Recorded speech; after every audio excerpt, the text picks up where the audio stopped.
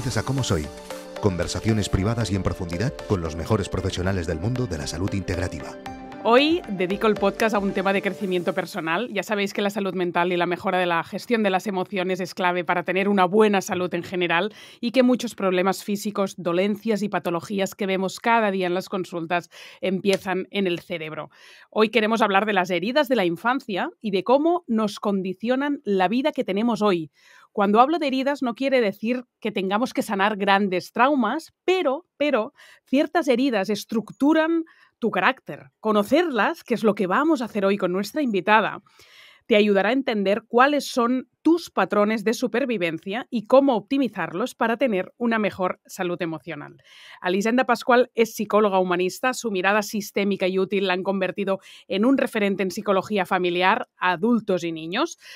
Tiene varios libros, es autora de Criar y Jugar, Clara y su sombra, que va de la prevención de abusos sexuales, y Maternidad invisible, el último poemario de sus 3 pérdidas gestacionales. Da charlas de educación emocional, de poner límites, de sexualidad infantil, temazo.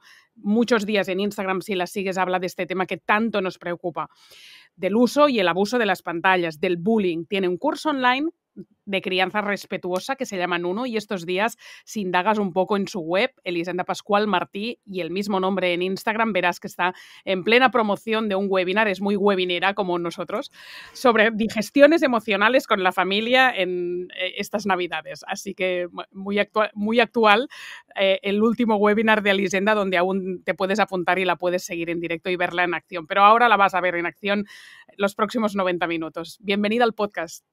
Muchas gracias, Nuria. Es un gustazo estar aquí. Hoy vamos a hablar de las heridas de la infancia y ahora que hablamos de niños, ¿por qué es útil para salir de un problema volver a la infancia? Bueno, pues precisamente por lo que decía, ¿no? La infancia, esos primeros 7 años de vida, son la base de nuestra futura personalidad, de nuestro futuro carácter, incluso de nuestra futura biología y bioquímica internas. ¿Sí? Entonces, todo lo que hacemos en una etapa de la vida en la que somos como un barro muy moldeable, muy maleable, ¿no? Ese barro en el que le pones el dedo, ¡plaf!, y queda una gran huella, ¿no? Se puede modificar muy fácilmente.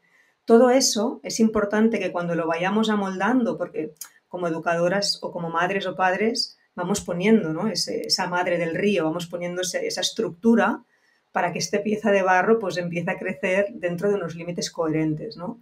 Entonces, claro, volver a la infancia implica saber cómo está nuestra estructura de base. Y eso es lo que nos da conocimiento. Esto es lo que nos da una expertise para poder comprender cuál es el lugar en el que tenemos que volver a revisar si siempre nos damos cuenta es que siempre me pasa lo mismo. Es que mira qué problemas tengo, es que siempre traigo la misma pareja, es que siempre el mismo curro me tengo, ¿no? Eso cuando te quería pedir ahora. Dame ejemplos concretos para que o experiencias vitales o tipos de personalidad o tipo de problemas para que la gente vaya entendiendo por dónde van los tiros y después ya iremos desglosando. Pero ahora que dices, ¿no? Siempre busco un prototipo de pareja similar. ¿Por qué me pasa eso? Y siempre me pasa lo mismo, porque busco un prototipo y siempre me acaba pasando lo mismo. O intento entrar en trabajos y nunca tengo éxito. O siempre estoy con números rojos en mi número de cuenta. O cada vez que voy a ver a mi familia acabamos como el Rosario de la Aurora. O siempre me moviliza demasiado ciertas conductas de mis hijos o de mis amigas. Es decir, cuando tú sientes que en tu vida hay algo que se repite, ahí esto habla más de ti que del mundo.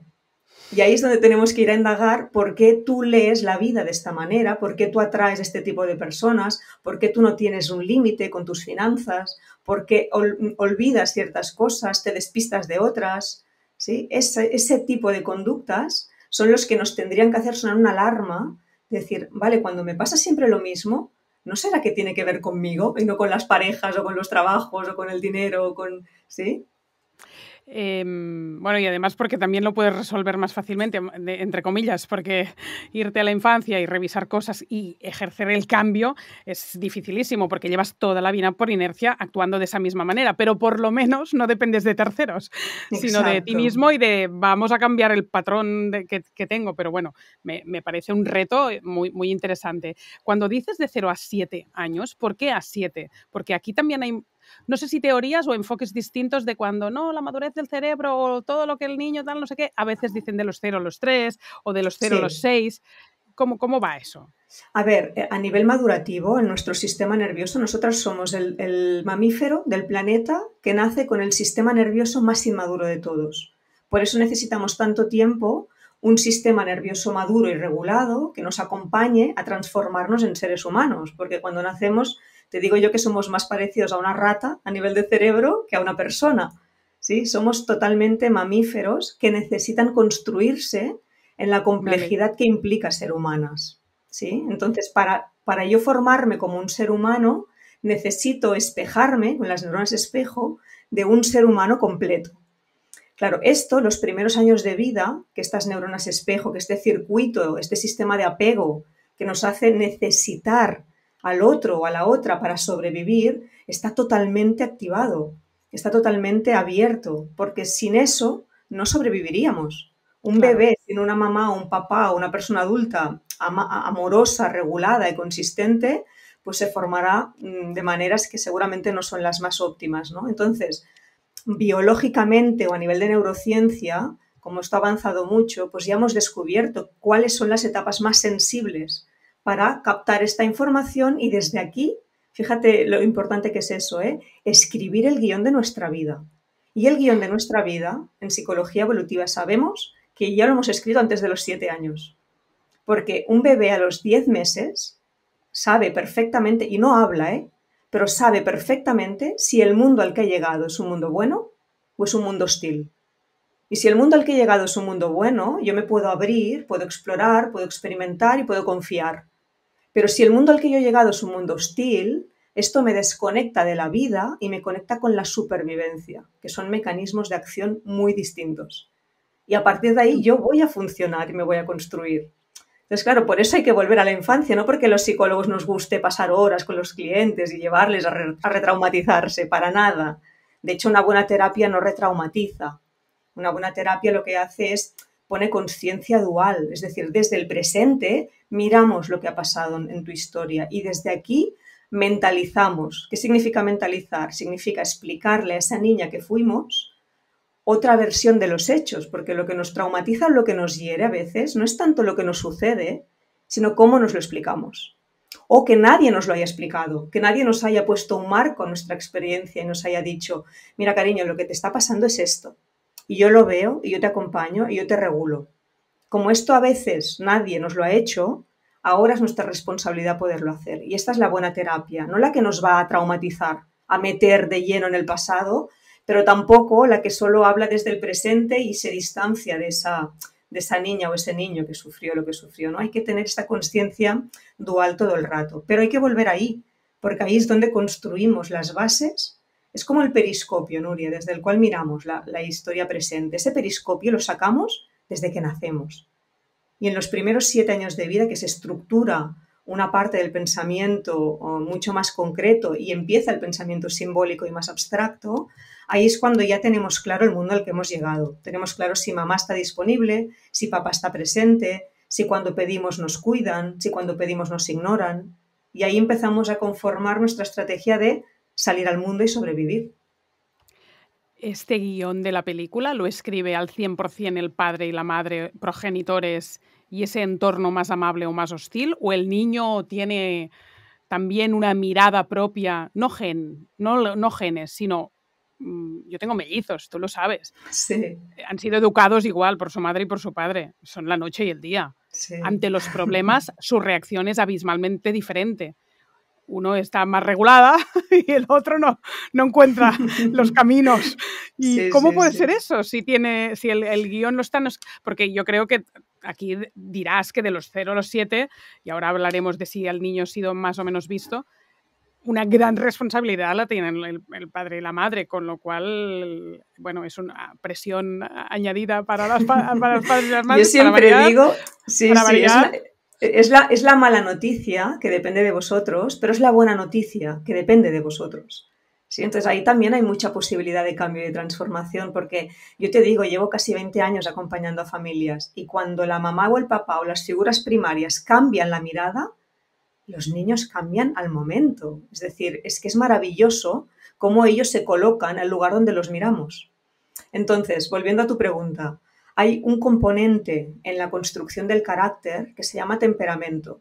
El temperamento es la energía de vida con la que nacemos, que viene tanto de la genética como de la epigenética, es decir, de la carga genética que llevamos por nuestros gametos que nos han conformado, pero del entorno en el que nos estamos criando. Entonces, aunque tú tengas dos seres que estás gestando en el mismo útero, estos dos seres no son calcas exactas y perfectas de todo, ¿sí? Tienen su punto de libre albedrío, tienen su punto de percibir el mundo desde su temperamento. Entonces, por eso hace que en mellizos o en gemelos un niño tenga un temperamento igual más resolutivo, más resiliente, más agresivo, pero no desde la violencia, sino desde la resolución de lo que sucede. Puedo poner un límite, puedo ir a donde quiero, puedo parar lo que no me gusta. Y a veces otro tiene un temperamento que le hace más vulnerable, más sensible al entorno. Y desde allí, fíjate que sí que es papá y mamá, o mamás o papás, o el sistema familiar que tengamos, ¿no? Pero lo que a nosotras nos pasó en la infancia no solo dependió de lo que nos hicieron, dependió de cómo lo leímos, Claro, dependió del filtro exacto de las gafas que teníamos, ¿no? Es muy heavy eso de las gafas y la mirada. Yo, que lo estoy viviendo con historias, pienso, ostras, hasta la mirada con medio año o un año de distancia ya lo ves tan diferente. Ese problema lo ves tan diferente, o esa situación o a esa persona, que de golpe te das contra la pared porque piensas, eso que me hizo sufrir tanto, ahora lo miro abismalmente diferente y ya no me duele. ¿Cómo puede ser? Bueno, y porque tenemos que entender, Nuria, que el sistema de apego se genera en la infancia, es decir, esto de ¿puedo vivir o tengo que sobrevivir? Tengo un apego seguro del entorno, mamá y papá o el sistema que me cuida bien, me miran, me dan lo que necesito, o no. Lo tengo que pedir constantemente por caminos diferentes y puedo escoger pedirlo como la niña buena o puedo escoger pedirlo como la niña mala, ¿sí? Pero este sistema de apego que se genera en la infancia y que nos coloca estos patrones de vida y estas creencias, nunca se acaba, porque somos seres altriciales, somos seres sociales, necesitamos siempre del vínculo.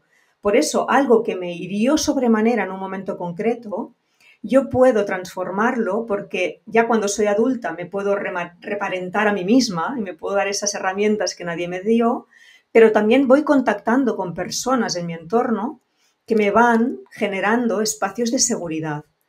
Y ese apego se puede totalmente transformar, ¿no? Si mi estilo de apego es muy inseguro, pero a lo largo de mi vida voy contactando con personas que me cuidan, que me miman, que me nutren, que me hacen conectar con el mundo como un lugar bonito, confiable, seguro, esta forma de reaccionar y de responder a la vida, yo la puedo transformar con la edad. Es decir, si no, ¿de qué me serviría a mí dedicarme a lo que me dedico si los primeros 7 años ya son, o sea, ya no puedes cambiar nada, ¿no? Entonces ahí también tenemos que recordar que las decisiones que tomamos en nuestro presente sí que parten de una historia, pero cuando vamos a esa historia y se la explicamos diferente a esa niña, ahora en el presente puede empezar a tomar decisiones distintas. Y eso es lo que nos da las herramientas de transformación, de cosas que antes nos hubieran destrozado, tal vez ahora las vemos con otros ojos y sacamos un aprendizaje de esa experiencia, ¿no? ¿Cuántas cosas estás diciendo? Estoy tomando notas para irte haciendo preguntas porque es como que ahora has validado que el apego es necesario porque somos así, la especie es así. Pero sí, hay otras veces que todos tenemos como la sensación de que necesitamos demasiado del exterior para ser validados y que nos sentimos ultra, mega inseguros justamente por ese apego que tenemos a personas que no somos nosotros mismos y que nos llevan a actitudes aparentemente enfermizas, pero quizás no, y lo que primero tenemos que hacer es nos vamos a relajar y a entender que la historia de la humanidad pasa por vivir y compartir en tribu, en comunidad, ¿no? Que lo hemos hablado tantísimas veces. No sé, sí. Es como un momento en el que además se suma que estamos súper empoderadas y empoderados todos, que ya hemos decidido no aguantar ninguna situación, que aparecen actitudes súper egoístas y lo hablo con mogollón de gente de tío, somos muy egoístas, más que nunca en la historia, más que nunca en la historia.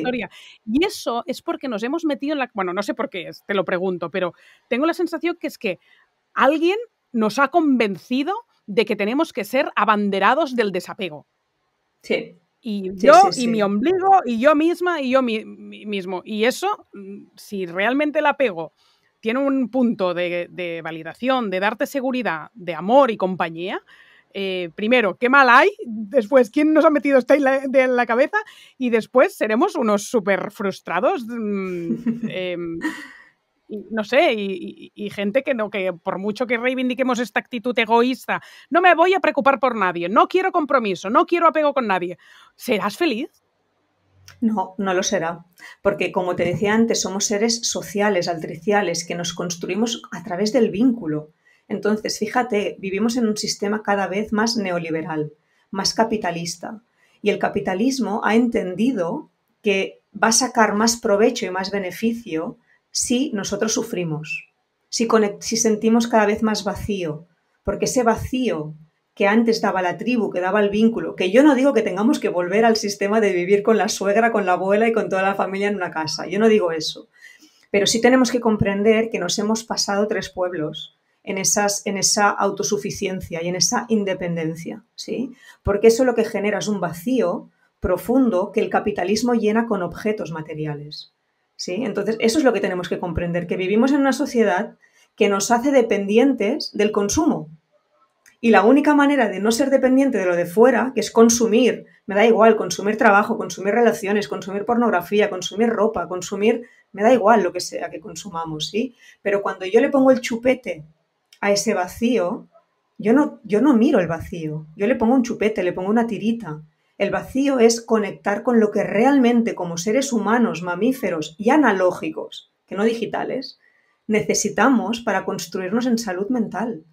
Y lo que necesitamos siempre es sistemas vinculares. Piensa, Nuria, que el amor en mayúsculas, es un producto de la seguridad emocional. La seguridad emocional que yo he vivido en la infancia, esas figuras de apego que me han transmitido que el mundo es seguro, es lo que a mí me permite conectar con el amor. Pero no solo con el amor de pareja, con el amor hacia afuera, con el amor hacia adentro, con el merecer ser amada y ser cuidada. Si yo no he sentido esto, es muy difícil que yo me lo pueda dar a mí misma. Me supondrá un camino arduo de reconexión con ese cableado que tal vez no me fue dado de la manera que yo necesitaba, ¿no? Porque la gran mayoría no hemos tenido sistemas seguros. Hay algunos libros que hablan de las 5 heridas de la infancia, pero tú no sé si hablas de estas heridas, que son abandono, rechazo, humillación, traición, injusticia.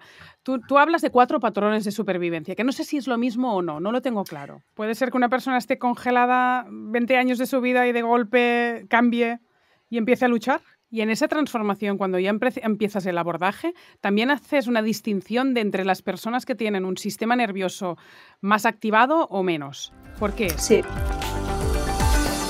En nuestra comunidad encontrarás el episodio completo con toda la información, abordajes y tratamientos detallados por nuestros invitados. Entra en comosoy.es o comets.cat para seguir aprendiendo y mejorando cada día.